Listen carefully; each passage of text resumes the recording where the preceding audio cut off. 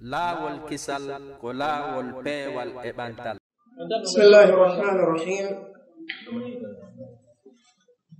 قال المؤلفون رحمهم الله: المسألة الخامسة شروط وجوب صيام رمضان. يجب صيام رمضان على من توافرت فيه الشروط التالية. بماكي كم مؤلفون إن رحمة الله عليهم المسألة الخامسة مسألة جوابهم إمرد مسائل جنجل دمبغل أرنال شروط وجوب صيام رمضان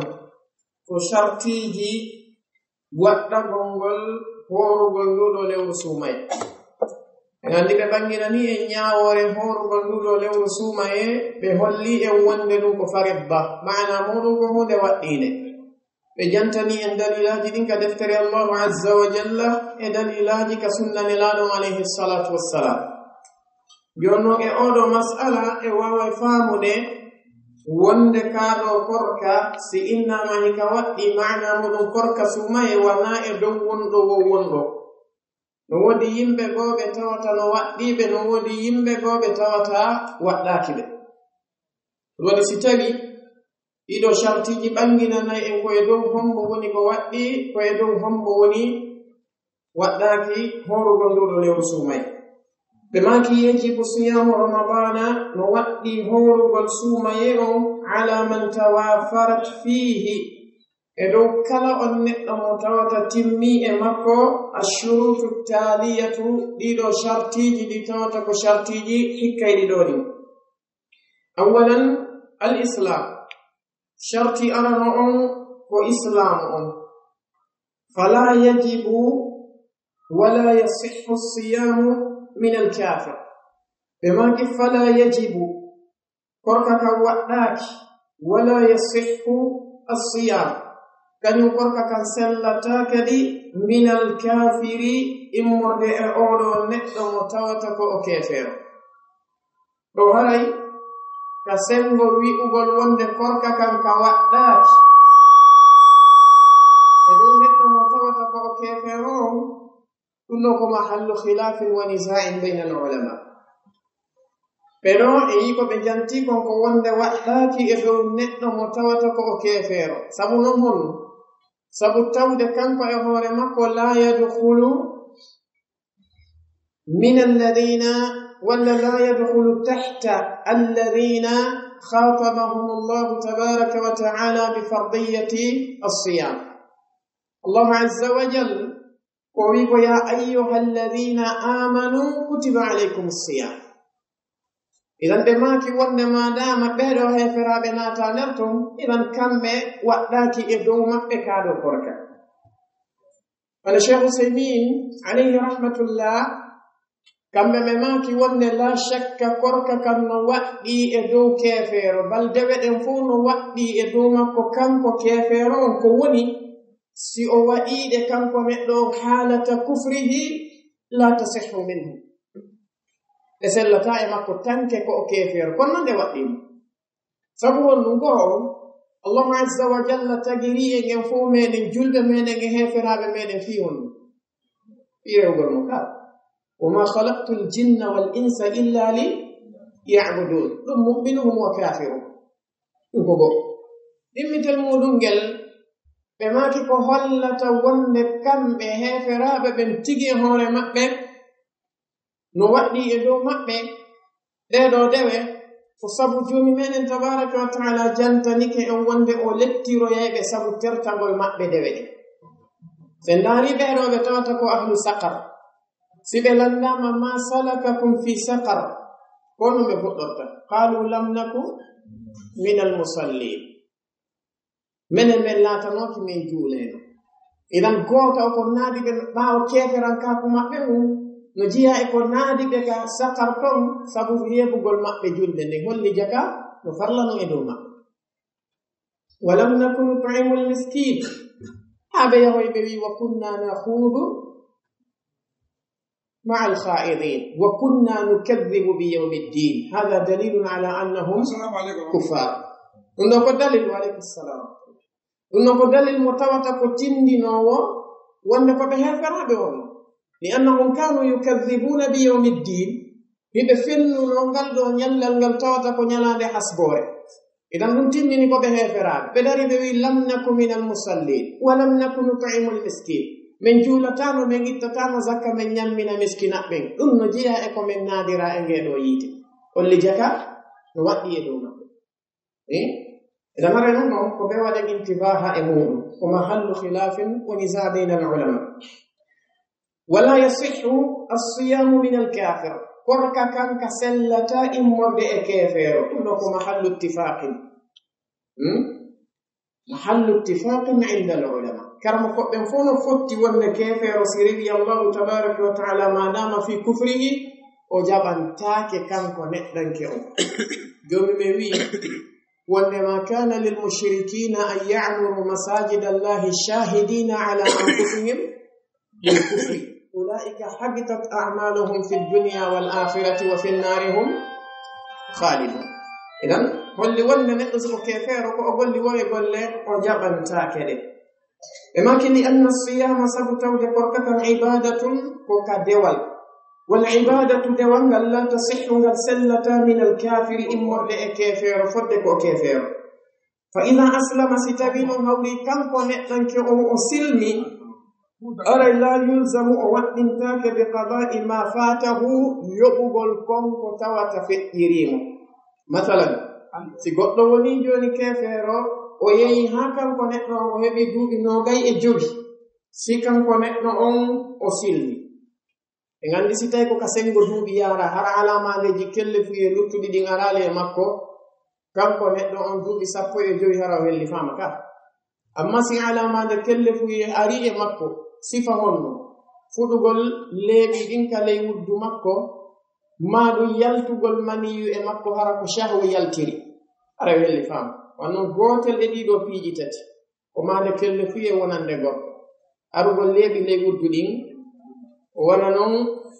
yupporede maniyu hara ko bi shahwatin ta ko shahwu maniyu o yaltiri e makko foti noon ko manaman walla yaqadata foti moɗani mahi mo fini yo taw tun ko shahwu amma sina shahwu yaltiri mo haranamande kelle fiye tammum noon si tawi o heɓi duuɓi 15 ɗiɗo tati gootum majji si ari e makko ara helli faa jonno moddire si tawi neɗɗo keefeero on o ari helli feede tawi ko duuɓi 15 o jogiti himo en keferan kaako mum ɗon haa o heɓoyi duuɓi 25 tun o silmi oɗo heɓi suumayeje jeluɗe o hoorani suumayeje 10 ka si o silmi noon o waɗɗintake yoɓugol ɗen ko wona noon o waɗɗintake mum ko wona noon al islamu yajubbu ma qablahu ɓe makki faniyan ɗin wurɗum albulug ko kelle fiye on mana albulugu afwan ko yottagol ngol oɗo albulug yottagol ngol ko fana e muɗum ko yottagol ko wiyete kon ila sinni at-tamyiz sinni yottagol makko ngol kappa afwan ila sinni albulug yottagol makko e duuɓi ɗi tawata ko duuɓi kelle fete ko duuɓi ɗin tigi ari e makko hissiyatan ma ko alamandeji ɗi adduɗen ɗin ɗananen manawiyatan sinama duuɓi ɗin ari e makko hissiyatan ko heɓi duuɓi 15 si ɗi ari e makko manawiyatan ko si tawi leeɓi ley wuddu fuɗi e makko hay so tawi ko duuɓi 10 e inna oɗo heɓi duuɓi kelle fuye ka kono duuɓi ɗin tigi hissiyatan ko 15 manawiyatan mande on kun ari e makko ka ari wo koye nden hitande ɗon kanko o kontete o helli faa famide idan albulugu ko yottagol ngol fala yajibu siyamu korka kan waɗɗotako ala man lam yablug korka kan ka waɗɗaki e dow on neɗɗo mo tawata ko neɗɗo mo yottaki hadda taklif keerol ka tawata ko gila ɗon woni ko o fawete kanko neɗɗo o mana munum kala neɗɗo mo tawata o heɓali alamadeji hollayni ɗin wonde o helli faama haray korka waɗɗaki foti noon ko o suddiɗo foti ko o goɗɗo ɓe ɗiɗon noon hiɓe kafi ɗiɗo tati ɗi jaltiɗen naane fuɗugol leeɓi ley wuddu ɗin goo si ari e makko haray o helli faama immitel muɗum ngel kanko neɗɗanke on yupporagol maniyu e makko taa ko shahu woni ko yuppori si ari e makko haray o helli faama tanno ɗon heɓugol duuɓi 15 siɗi ari e makko haray o helli faama ɗiɗo tati kala gootum arkun e makko foti ko o jiwo foti ko o gorko haray o helli faama jiwo on kanko no wattanimo piiwun nayaɓu ɗum woni honnon yiwgol makko faridda makko o woni fiila e makko idan ɗiɗo ko ɗiɗo woni alamandeji ko wiyete kon albulug yottagol neɗɗo on yo noon si tawi ɗiɗo o wasama ɗiɗo hay fus e majji arali mum haray kanko ko wiyete korka sumaye waɗɗaki famiɗen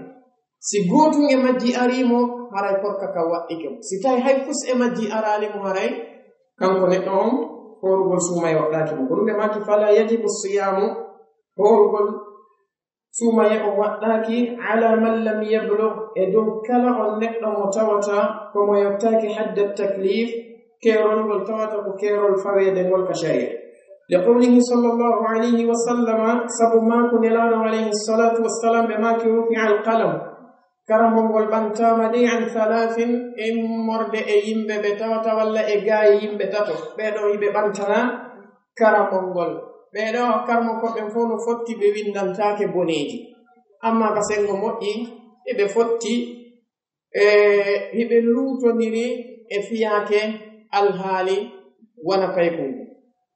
si tawi o golli ko moƴƴi o windante ka o windantake hoɓɓe wi wonde si o golli ko moƴƴi ko tindinnomo o windante hoɓɓe bo wi hay kanko o heɓa e moƴƴereji kanko tigi o hoore makko ɓe maki o heɓa e moƴƴereji amma neɗɗo mo tawata ko feetu ɗon cheikh l'islam ibn taymiyya taɓe maki o windantake ko moƴƴi kadalika o windantake ko boni fa dakara minhum nelaɗo alayhi salatu wassalam ɓe janti e ɓeeɗo tatoɓe assabiya hatta yahtalima ayi kunno payi kun haa kun hoyɗito maana muɗum haa mani yaltira e makko bi shahwati ay ɗo nelaɗo alayhi salatu wassalam ko ɗum ɗo tumɓe jantiɗo kono ani ko maana hollo wonde kala ko innete alamade kelle fuye ko ari e makko kanko neɗɗo on haray gila ɗon ko fuɗɗama windanede fay kun tanke ɗiɗi jantiɗen nanen o heɓali hay gotum e majji haray himo ɓantana o windantake boneji makko ɗi amma mo ɗiɗin fa mahallo khilafi walakinahu siko woni tun kankum fay kunkum yasihhu siyamu korka kan no sella walla walakinahu siko woni yasihhu siyamu korka kan no sella min gayri lbalighi immorde e neɗɗo mo tawata o yottaki law sama si o hoori ayi ani si tawi o hoori tawi kañum fay kunkum o helli faaka hatta korka makko kanka sellay ka jaɓete ka allahu azza wa jalla ɓe maki noon shart ida kana si tawi o laatike mumayyizan ko o sellidirno mana muɗum hara himo sellidiri ko bonnata korka e ko bonnata korka kanko fay kunkum himo woɗɗiti piiji bonnayɗi korka ɗi kanko koɓe makay galiban sinnu tamyisi ko 7 sinin ko inete duuɓi sellidirgol ngol ko fuɗɗanto goɗɗo ko duuɓi 7 ɓe waɗi sinelaɗo alayhi salatu wassalam ɓe maki muru abna'akum bisalati li 7 yamire pay koye moɗon koye julde sanga kaɓe heɓi ɗon duuɓi 7 gila ɗon yamireɓe juulugol kaɓe yamirte ɗon julde gila ɗon yoɓe yamire dendanigal piiji ɗi tawata ko ɗiɓe hippata ɗi waɗugol ka sharia dina ɓe maki wa yambagi no hanani li waliyi amrihi on mo tawata ko heftuɗo fiyaki pay kunkum mo o wondi e muɗum toppitiɗo mo ga yamura hunde o yamirtamo bisiyami korka kan liyatadahu fiyo pay kunkunku wowtu korka kan wa ya'lafahu o takkodira e korka kan kanko e makka ɓe wawa wondude hara ñande o hellifa o soñjota ɗum ɗo si tawi pay kunkum heɓi sinnu tamis o heɓi duuɓi 7 gila ɗon haray aynuɗomo on yo yamirmo nde wonde pay kunkum yoku huuru si pay kunkum tigi immanike hoore mum wi'i hoore madama korka kal lorratamo wata haɗumo accu o hoore andi ene yimɓe muyno woodi pay koye koye si tawi immiki hoorugol taale ɓe andi pellet korka kan ala lorrude pay kunkum ɓe daroto ɓe haɗa pay kunkum korka kan ɗum ɗo ko tana ko hunde nde tawata nde yaha e ko sahabaɓe ngandiraɓe kamɓe ɓe accayno pay koye maɓɓe koye hoora balɓe maki nde wonde si yehi ha pay kunkum fuɗɗike wullude sabu heege ma ɗon ka ɓe ɗaɓɓanaymo ko o fijira ɓe jonna mo ɗum ɗon o hilno ɗon ha nangi nge muta fi honɗum yo wowtu eɗan ara ɗum ɗo ko hana ɗum wattede ile mum wona noon no hana wattede yili e muɗum kadi pay koye fi kelle fuye maɓɓe on tefugol wona ɓikkoy koye tawata ko jiwoy koye nene maɓɓe en no duwa tefude ɗum ɗon ɓe tasko ɗum moƴƴa si wona ɗum jiwko no ara helli feede ɓe fanka ɗo o wona ɗon o horali suumaye goo suumaye ɗiɗi suumaye tati ñande noon o andoyi wo wonde gila on saayi kaw yiwnoma nde kelle fuye ɗum suumaye waɗɗinomo gila on tuma haray o retarni moƴƴa ettene ka sharia no waɗɗimo yoɓugol ɗin ɗon fuu kadi sharia o yaafotako muɗum sharia o yaafotako muɗum karmo koɓɓen ɓe maaki wonde alwajibu ala aljahili ko assu'al ɓe maaki wonde haysi ko duuɓi ɗi tawata ko duuɓi 3 4 5 woni o horali suumaye muɗum sabu angal andugol makko hari o helli faama madama ko o julɗo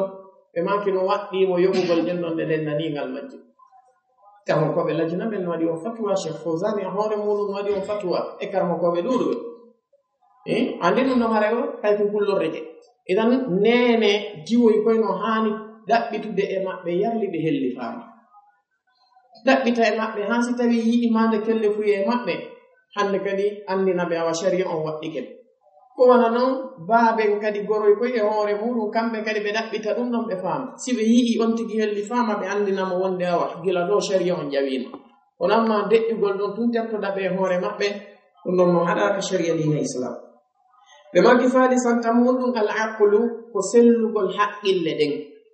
fala yajibu siyamu korka kan waɗɗaki ala almajnuni e dow on neɗɗo mo tawata ko feetuɗo wal ma'tu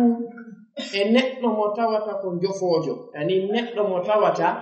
o wiyatake feetuɗo yo kono ko neɗɗo mo tawata wala ña ayayi waɗa e piiji antigi a faama e makko ko neɗɗo mo tawata himo ɗoyti o kontatake feetuɗo ɓen kono ko jofoojo few anda ko watta neɗɗo mo tawata ko jufulu oɗo neɗɗo waɗɗaki e dow makko kanko kadi korka wono woni no waɗɗaki e dow neɗɗo mo tawata ko feetuɗon li qawlihi sallallahu alayhi wa sallama sabu maako nelaɗo alayhi salatu wassalam ɓe maaki rufi'a alqalamu an 3 karamol ngol ɓantanama tato fadakara minhum ɓe janti e nder ɓen ɗon almajnun oɗo neɗɗo mo tawata ko feetuɗon hatta yafiqa haa kanko feetuɗo on o dikka o iwa e feetere makko nden ɓe rabi'an nayabun as-sihhatu ko cellal ngal heɓugol cellal tawa neɗɗo o hattanay horugol suumayel faman kana maridan la yutiqu as-siyama lam yajib alayhi wa in sama sahha siyamuhu li qawlihi ta'ala wa man kana maridan aw ala safarin fa iddatun min ayyamin ukhra fa in zala al-maradu wajaba alayhi qada'u ma aftarahu min ayyam ɓe maki wonde shartinayamo on ko ngal ɗo cellal faman kana kala on laatiɗo mariban ko o nawnuɗo la yutiqu siyama tawi o taqanaka o wawata ko wiyete ko horugol sabu angal cellal ngal lam yajiba alayhi kanko haray waɗɗaki e dow makko korkaka wa in sama si tawi non hawri o hoori e hoore ko o nawni kon o forsi o hoori sahha siyamuhu korka makko kanka selle ɗum ɗo ko bi khilafi manhaj wa madhhabi ibni hazmin sahib al-muhalla imam ibni hazmin kamɓe ɓe maaki wonde neɗɗo on wonɗo e seteyagal e neɗɗo nawnuɗo ɓeeɗo ɗiɗo si tawi hawriɓe hoori haray alhaali maɓɓe no ewa neɗɗo hooruɗo tawi suumaye naataali o parce que kamɓe waktu maɓɓe o hewtaali wo joomi men ko wii ko wa man kana minkum maridan aw ala safarin fa iddatun min ayyamin ukhra ɓeni idan neɗɗo hooruɗo e neɗɗo nawnuɗo wo kamɓe suumaye maɓɓe o hewti wosi ɓe yiwi e ɗin ɗon alhaaliji ɗi kamɓe ɓe yaari wonde mo hooriɗon korka makko kan sellata ɓe wi kadi o heɓa e bakka sabu ko lundi ko yamirore allahu nde wo parce que ko yamirore noon al amru yaqtadi al wujuba aslan no ko bi khilafi madhhabil jumhur karmo koɓe ɓurɓe ɗuɗude ɓen ɓe yaari wonde o ɗum ɗo allahu tabaraka wa taala ko o janti ɗo fii muɗum ko fii on neɗɗo mo tawata himo nawni nawnare nde o wawata hooridude muɗum e on setejo mo tawata kanko tigi ka seteyagal makko ɓeɗo ɗiɗo hiɓe newinana ñaamugol e nder ɗum ɗon ɗen balɗe ɗe ɓe seti ɗon si ɗum ɗon feƴƴoyi suumaye on feƴƴi ɓe yogoya ɗum ɗon yani ko newende woni ko ɓe jonna woni tun ɗo no woodi piiwum gootum kum faamete koko ɓe maaki ɗo wa in sama sahha siyamuhu kanko neɗɗo mo tawata ko nawnuɗo on si o hoori korka makko kanka sellay si tawi kanko neɗɗo on korka kan tampinaymo o wakkilike hoore ɗum o ñoƴƴike o hoori no ɓe maakiri noon korka kan sellay walakinnahu ya'tham kanko neɗɗo on o heɓay bakka sabu honɗum li annahu azzaba nafsahu o letti hoore makko o forsi hoore makko o fawi hoore makko wonkikin ko ki wawata o sonjiki tele Allah azza wa jalla no accitanimo laawol o heɓay bakkatu sabu tawde o hoori ɗon o forsi o tiiɗini nawnare makko nden ma o woni sabu nennugol ndikkugol makko ngol kono korka kan noon o kontete o hoori o heɓay noon bakkatu ko o letti wonki makko kin famike ɓe makkide qawlihi ta'ala sabu kongol allahu towɗon o wi wa man kana mariban kala on laatiɗo ko o nawnuɗo aw ala safarin maɗum ko o wonɗo e hoore setew haray fa iddatun kanko imo yamira limugol min ayyamin ukhar ñalɗi goo ɗi wona e suumaye on o yoɓoya ɗon yani o newinana taƴugol korka makko kan e ɗiɗo alhaaliji si suumaye feƴƴi o limoya ñalɗi yeru ko o ñawli noon kon o yoɓa ɗum ɗon holli wonde oɗo neɗɗo mo tawata ko wonɗo e oɗo alhaali nawnare haray madama nawnare nden ko haɗa nde mo horugol o wawata horidugol e mayre haray waɗɗaki ɗo kadi woni tanbihimo watte par ce que woni kalmo koɓe goo yaaruɓe wonde nawnare nde yontunde woni nawnare e nde woniri nawnare o haray simo faala o hoora simo faala o acca ɗum hay si tawi mo wawi horidude mayre masalan si hoore muusimo ni hara ko hoore muusata goɗɗo ni hay si tiiɗali haɗatamo korka ɓe wi simo faala o taƴe hoɓɓe yaari o hay siko kollum makko ɓuuti kollum ko wi kala na kanko ñamata na kanko yarata ɓe wi wonde haray mo wawi taƴude wona ibnu hasmin en ko no yaari hay muhammad ibni sirin sifa mum ittama e maɓɓe kono ko ɓuri sellude kon koko karmokoɓe ɓurɓe ɗuɗude ɓe yaari kon wondema kanko neɗɗanke on nawnare faandande ɗo nden ko nawnare nde tawata ko haɗaynemo hawrugol ta o wawata horidude e mayre ase si innama ɗo kala mo hoore muusi ma kala mo jungo muɗum ɓuuti ma kala mo tawata e himo mari barmew haray himo newnana taƴugol haray ɓe newnanaka taƴugol ɓen fanɗay dey par ce que hannde o adnamo wuruɗen ɗo komo nawnare mo wallini ɗum emo tawata no dasude nde yaada e muɗum ko ɓuri ɗuɗde mo yiyata ɗo tawi mo selli tamaman bi tamam mi yatan mbi ni'a ɗum no fanni ande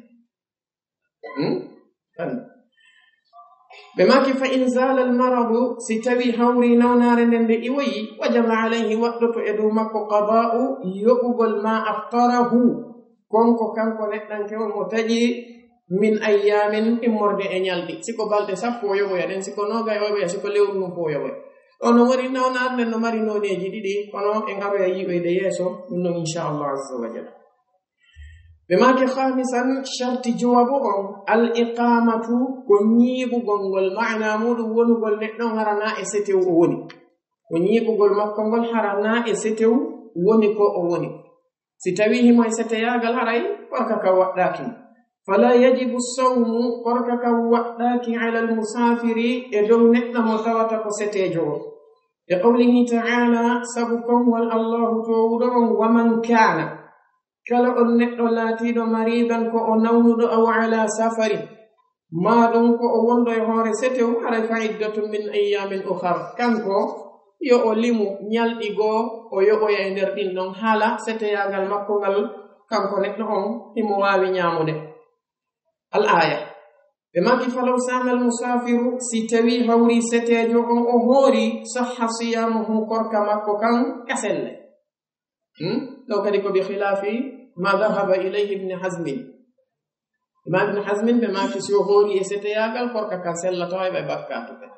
jumhurul ulama ɓe maki si o hoori e seteyagal korka makko kanka sellay ko woni tun ɗon kadi si tawi kanko neɗɗo on seteyagal ngal o tampayi e muɗum o soññiki e muɗum hattirde soñjagol kanko neɗɗo on o jaɓali taƴude o heɓa e bakkatu wanno hoɓɓe waɗi ɗum e zaman nelaɗo alayhi salatu wassalam tawi lakkere nden tiiɗi ɗon kakan tiiɗi moƴƴa nelaɗo alayhi salatu wassalam ɓe yamiri wonde yo taƴe woɓɓe goo taƴi woɓɓe sali taƴude ɓe maki ulaika al-usat hiɓe wondi e heege ngen e ɗon ka kan tiiɗi e dow maɓɓe ɓe wiyama yo ɓe taƴu ɓe sali ɓe taƴu famige idan wi'ugol min mi yiɗa nyawlagol suumaye few yawa ɗo iɗa fokkiti seteyaga yaha ha e laawol tawa ha o fiyake on o tiiɗi kono e hoore ɗum ɗon gemboɗa ɗon tawa hay siɗa juulde haray leydi ndin no turnande mo bal hay sa juulay ko ya jooɗo wakkiloɗa ñoƴƴoɗa ɗon a heɓay bakkatu korka ma kan sellay kono a heɓay bakkatu ko lettuɗa hoore maɗa ɓe maki wa yajibu alayhi haray no waɗɗi e dow makko qada'u yogoygol ma aftarahu konko o taƴi fi safari ka sitiw ɓe maki sadisan jeegabul ɗum alkhuluwu min alhaydi wannifas ko yeewugol ɗum ɗo ko fi sonnaɓe to yeewugol makko kanko sonnajo on immorde e ko wiyete kon fiilardu kañum ma e ɓesugol maana muɗum ko yo o wonu o wonda e ƴiƴam fiilaye o wonda e ƴiƴam ɓesugol si tawi mo wondi e ɗiɗo haray waɗɗaki mo taw howrugol ngol ɓe maki fal ha'idu sonnajo mo tawata ko sonnajo fiiliɗo on wannu fasa e sonnajo mo tawata ko ɓesiɗo on ɗum woni jibinɗo on mo tawata o laaɓaali la yajibu alayhima waɗɗaki e dow maɓɓe kamɓe ɗiɗo asiyamu korka kan bal siko woni yahrumu alayhima no harmi e dow maɓɓe kamɓe ɗiɗo horugol ɗo ittifaqan bayna al ulama horugol ngol no harmani kala sonnajo wonduɗo e fiilay e kala sonnajo wonduɗo e ɓesum si o hoori korka kan jaɓatake ɗiɗi o heɓay bakkatu kadi ko o hoori ko ɓe maki li qawlihi sallallahu alayhi wa sallam sabu mako nelaɗo alayhi salatu wassalam alaysa ene sonnajo on laataki ida hadat si tawi kanko sonnajo on e laataki sonnajo on si tawi o fiilike lam tusalli o juulata walam tasum o hoorata fadhalika min nuqsani diniha ɗum ɗo ko jeeya ɗum e ɗoytagol dina makko ma yani ko fewnoɓe mako no wonde sonnaɓe ɓen koɓe naqisatu aqlin wa dinin kamɓe nelaɗo alayhi salatu wassalam noon ɓe tindini ko honɗum holli wonde dina maɓɓe kan no ɗoyti ɓe maki sonnajo on e alhaali makko on laataaki si tawi o fiilike kanko sonnajo on ma o ɓesike o juulata o hoorata ɗum ɗo en fof eɗen jaɓi holli wonde on ɗon alhaali no harmani mo juulugol no harmani mo hoorugol wa yajibu alqada'u alayhima no waɗɗi yoɓugol ngol e dow maɓɓe ɓe ɗiɗon noon li qawli aishata radiyallahu anha sabu konngol yimma meɗen aicha radiyallahu anha ɓe maki kana yusibuna dhalik laatino no heɓayno men ɗum woni oɗo fiilaye fa nu'maru min yamire bi qada'i sawmi yoɓugol korka kam kono wala nu'maru min yamirtanoke bi qada'i as-salati yoɓugol julde nde kammo ko ɓe maaki hikma on fii honɗum ka korka kañum ɓe yaɓirtake yoɓugol ka julde ɓe yaɓirtake yoɓugol ko sabu tawde julde nden kañum tatakarrar fil yawmi marrat o karrat e nder ñallal ngal julde nden kañum nde fillinnoto si woni joni ñallal waktuji 5 balɗe 2 waktuji 10 balɗe 3 waktuji 15 balɗe 4 waktuji 9 sen detti ɗon balɗe 6 ko ɓuri ɗuɗude sonnaɓe ɓen ko 6 haa 7 woni galiban aada maɓɓe o sen detti balɗe 7 5 laaɓi 7 ko jelu 35 waktuji so innama yo yoɓu ɗum mettay ɗum Allah azza wa jalla yuridu Allahu bikumul yusra wa la yuridu bikumul usra wa ma ja'ala alaykum fi ad-din min harajin idan ɗon o yaafi amma korka kam ko laawol gotol pet arata e nder hitande nde idan yoɓugol ɗum ɗon ko amrun sahal ɗum ɗon no newanino oɗo hadith akhrajahu muslim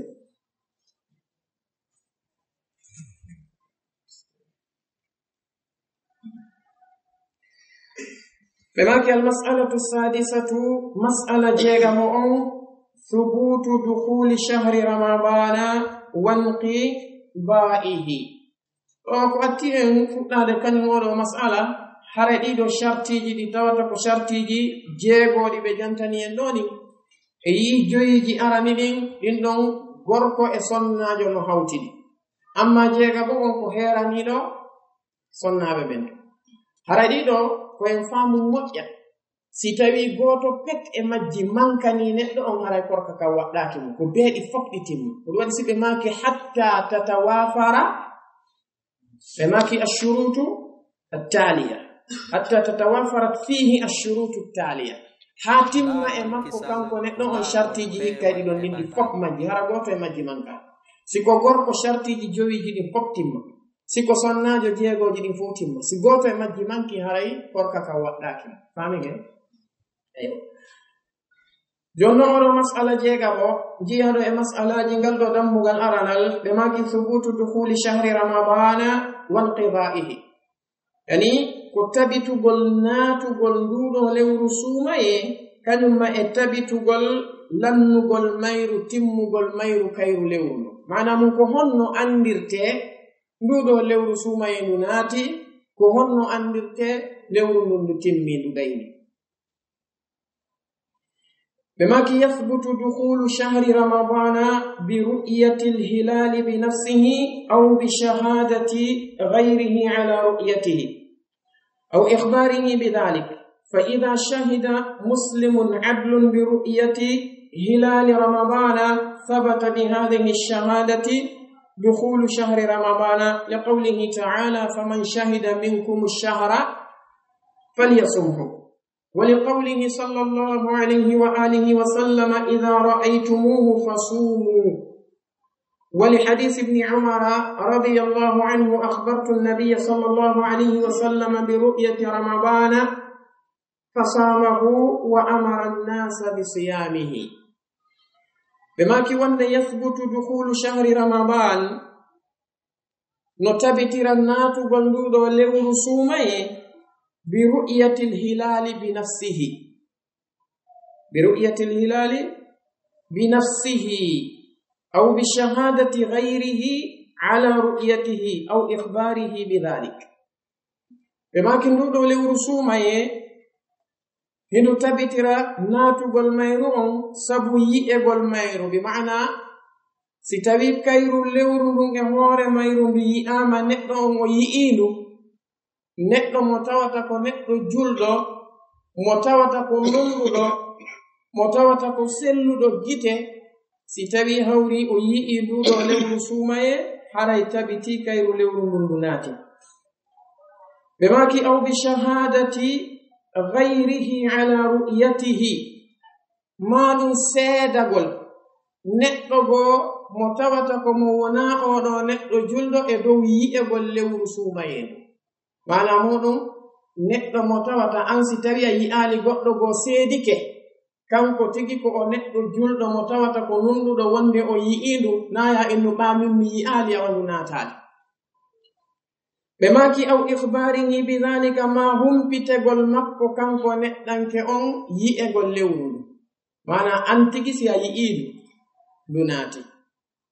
si tawi o owoye goɗɗo goo seedike wonde o yi'indu ko wonama an dunati si tawi hawrile a humpitama kadi wonde ndu yi'ama foti kaka télé humpitaɗa ma ka radio woni ko humpitaɗa tawi ko jaɓanteɓe habaru humpiti haray lewru ndu nati wandi fiyake oɗo almatali ikhtilafu almatali luutonirgol ɗeɗo ƴellitale no mari muskila molanaɗo hande e yimɓe ɓe waɗi si tawi hawri masalan lewru ndu ndu yi'ama hande wona saudiya si ndu yi'ama ton hande no woodi e yimɓe gooɓe tawata ko wonɓe wona amérique ma wonɓe afrique ɗo ɓe jokkay saudi ɓe hoore hay si ɓe yiyaali kama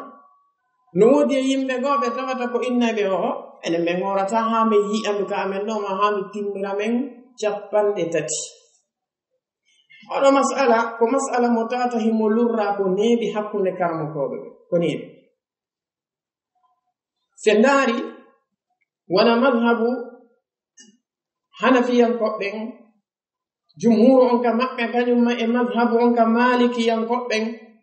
e ɗuuɗuɓe ka shafi'iyankoɓɓen kamɓe ɓe yaari wonde si leydi wootiri yi'i lewru ndun haray hande kadi ɗum ɗon dogay e hoore leyɗe luttuɗe ɗen ɗe dendaningal majje yi'ande lewru wooturu no yon ɓe maki sabu honɗum no jeeya e muɗum lewru ndun ko ndu wooturu e nder aduna wona woniri noon naange ngen ko woote lewru ndun ko lewru wooturu yaltani ndun saudiya wona ndu yaltata kamen ɗo e yendu ko kañ yalta e nonnon ɗo ko ndu yaltata Amérique ɓeyyan idan si tawi hawri lewru ndun ndu yalti e nder aduna on nokku goto ɓe maki haray ko ɗum woni ndu yalti wonelaɗo alayhi salatu wassalamu ɓe maki suumu li ru'yatihi ɓe maki horire sabu yi'ugol lewru ndu sen ndaari siyak maako maɓɓe on suumu li ru'yatihi ɗon ɓe waɗɗinali ko beetu yi'o ko ɓe maki ko horire sabu yi'egol mayru ko ono yi'iba ko hoɓɓe goo yi'iba horire ɗum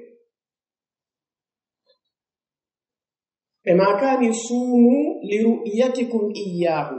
horire sabu yi'ugol mon ono lewru ndu ɓe maki suumu li ru'yati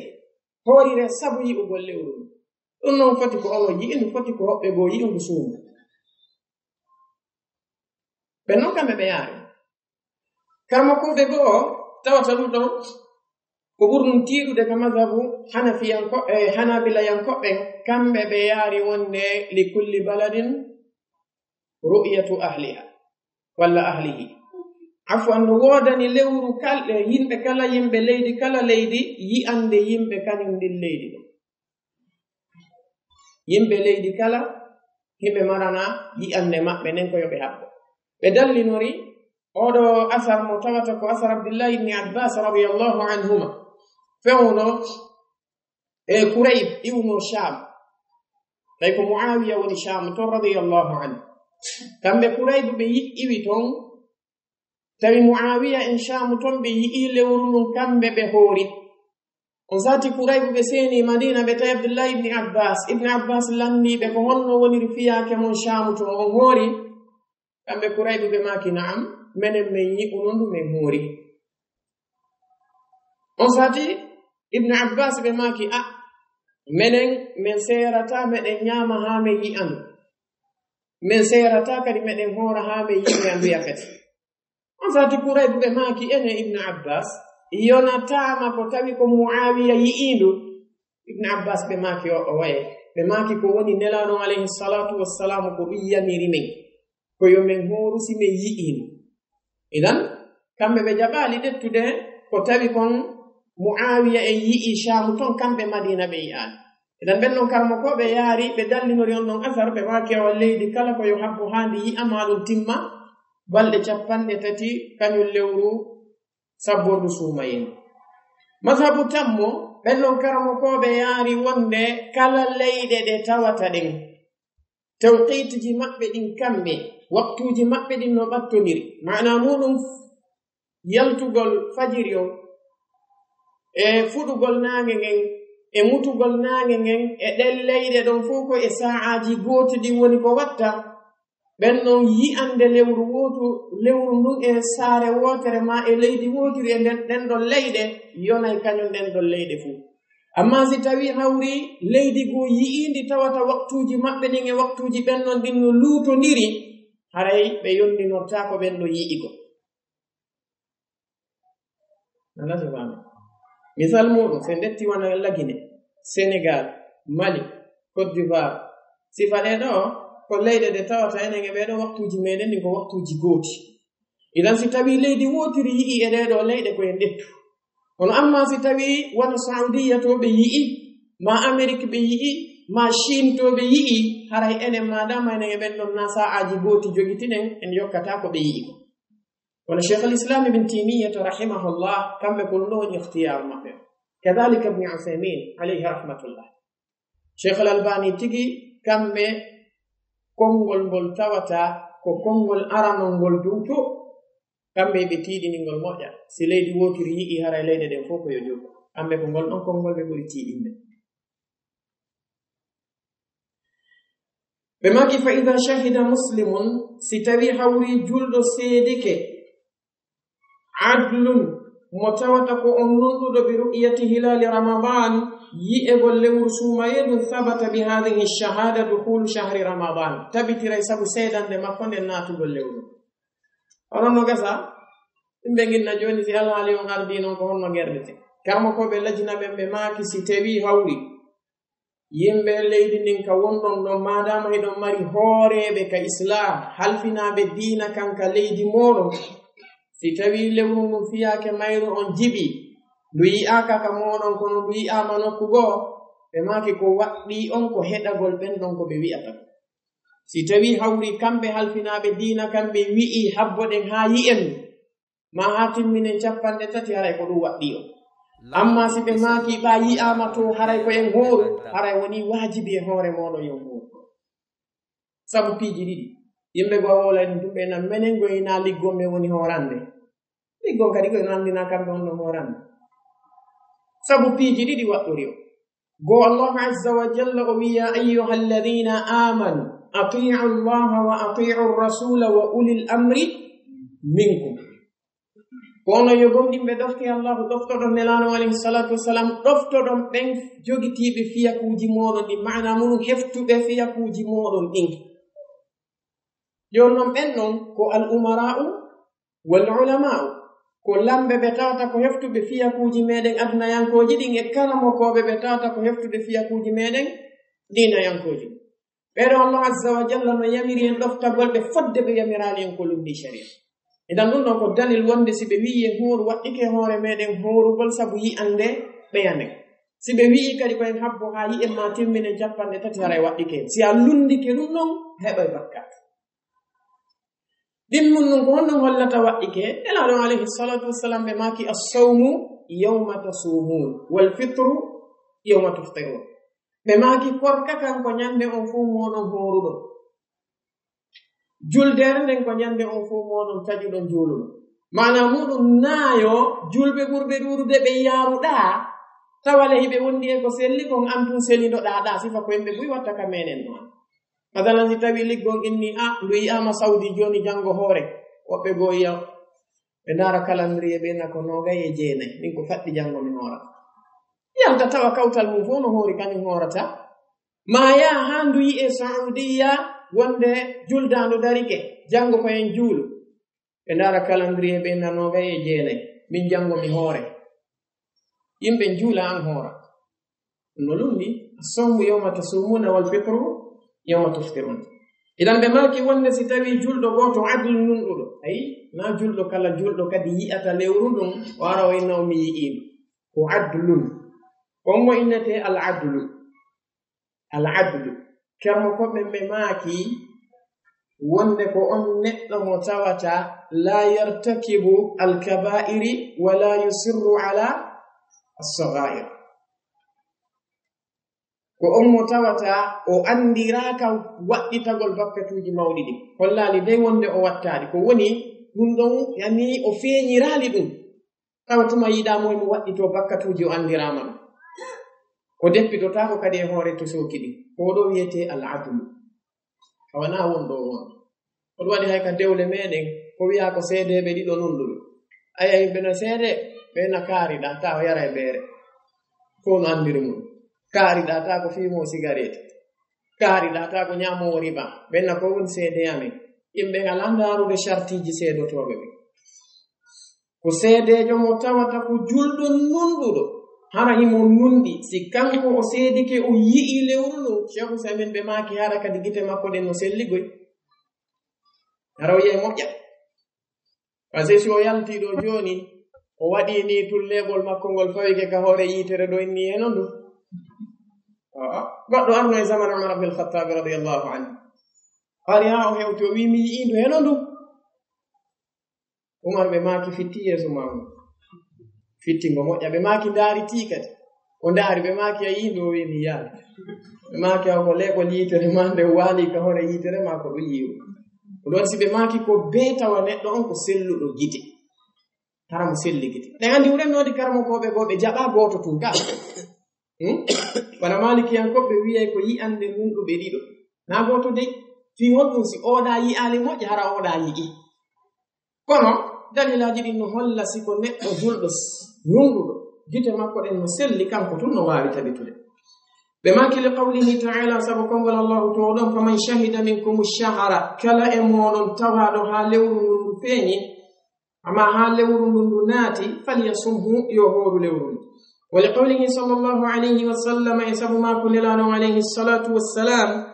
ɓe maki idha ra'aytumuhu si tawi on yi'i kañum lewru ndu fasumu hoore akhrajahu al-Bukhari wa Muslim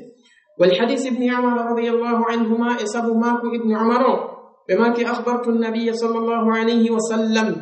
ممهم فتين لانو عليه الصلاة والسلام يندقار برؤية رمضان يؤغل أن لورهم مهم فتي بونم يئينو فصامه لانو عليه الصلاة والسلام هورد وأمر الناس بصيامه بيامير يمب بنكديو بهورو أي نوكو دليل هلو غوتو بتنو يوم إذا كان مسلما عدلا صحيح البصر نوابي سيئة آمين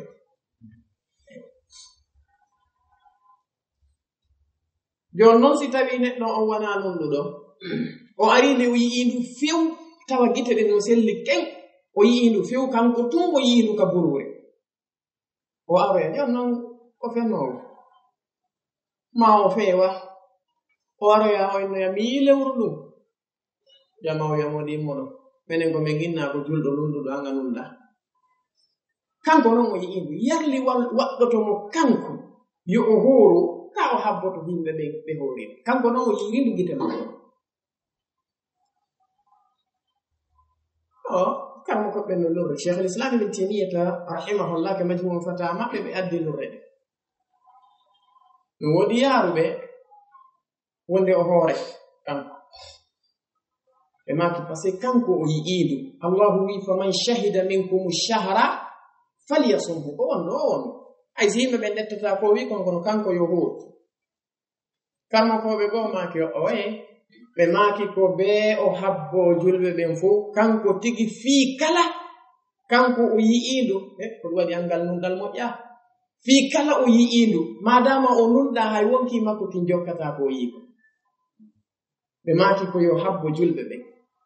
assawmu yawma tasumuna wal fitru yawma tuftiru ɗum waɗi angal nunɗal moƴƴana e ɗumaɗo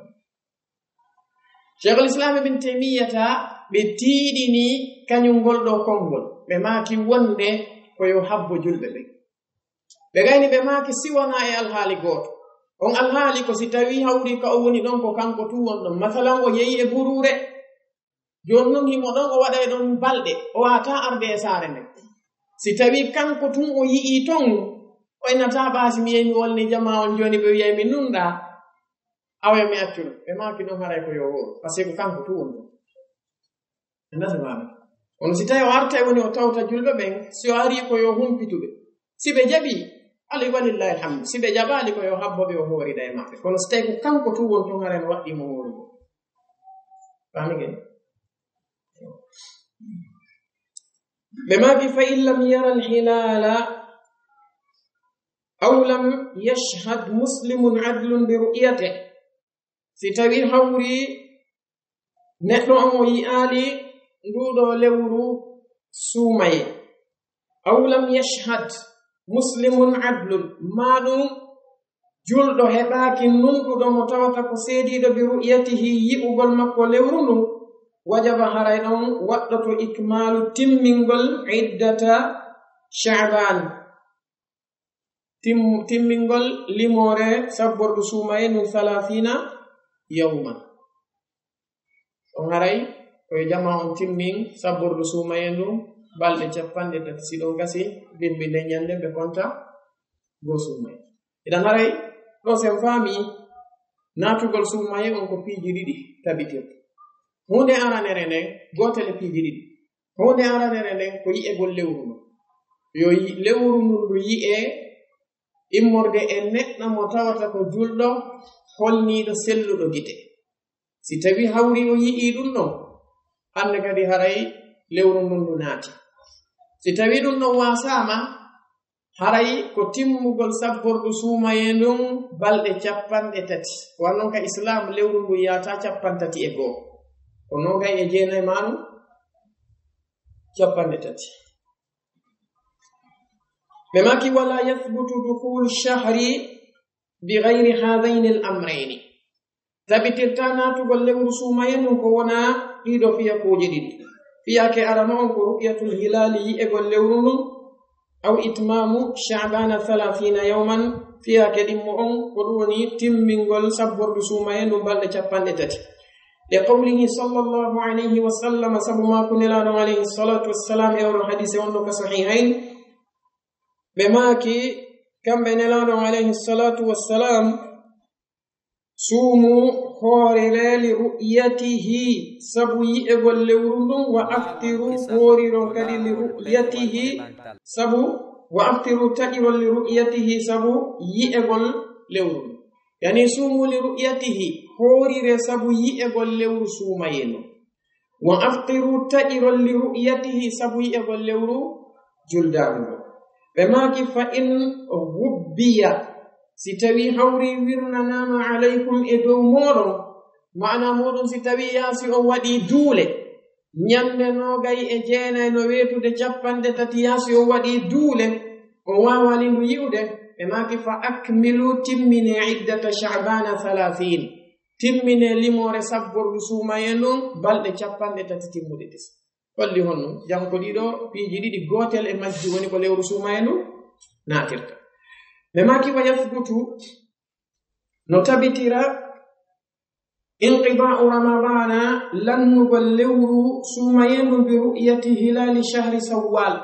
سبوي أقول نودو لورو نتوتا ولورو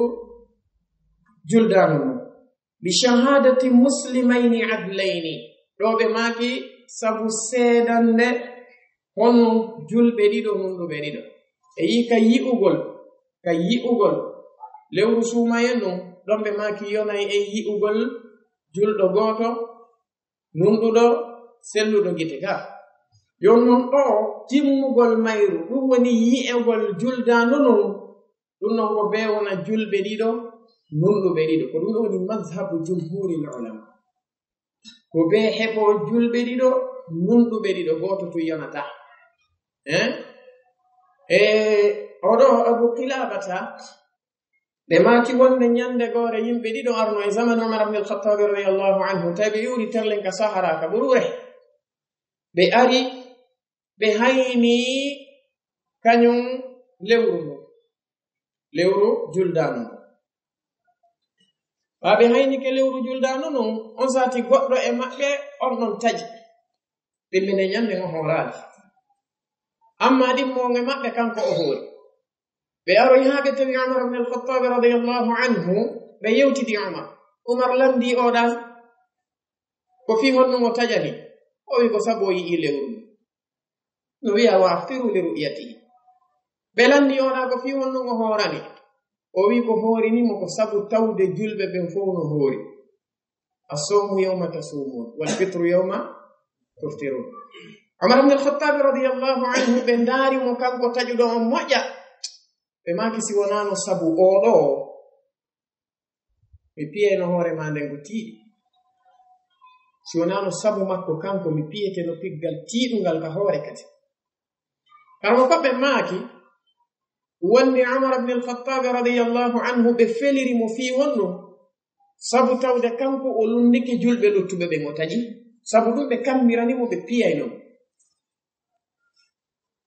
ɓe tertorimo fi honɗum ɓe piyalimo ɓe makisinano sabu oɗa sabu ko on ɗon seedi ko wonde